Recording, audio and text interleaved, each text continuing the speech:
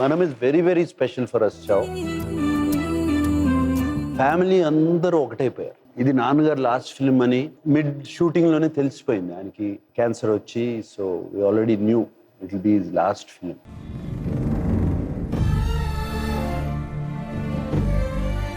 లైఫ్లో ఎప్పుడు పెద్ద ప్రెషర్ లేదు నాకు. I was blessed with beautiful parents, blessed with family, everything. Only pressure ever ever ever I had, రాత్రిళ్ళు నిద్ర లేదు దీని గురించి ఆలోచిస్తూ అంటే ఈ సినిమా.